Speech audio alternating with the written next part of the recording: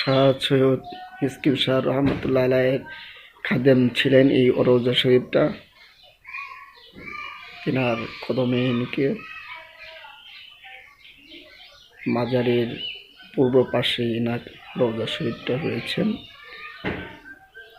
আমরা এই জায়গার ভিতরে দান বক্স, ইনকে অনেক মানুষের টাকা পয়সা এই দান বক্সের মধ্যে বা মানতের টাকা পয়সা ব্যবহার করা হয় বা দেওয়া হয় জায়গার ভিতরে।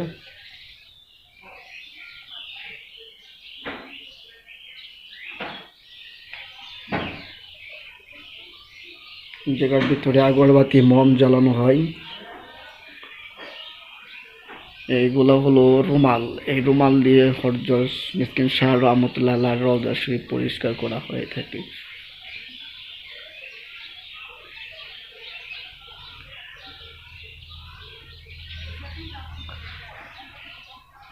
লিটন ভাই কই যাচ্ছেন?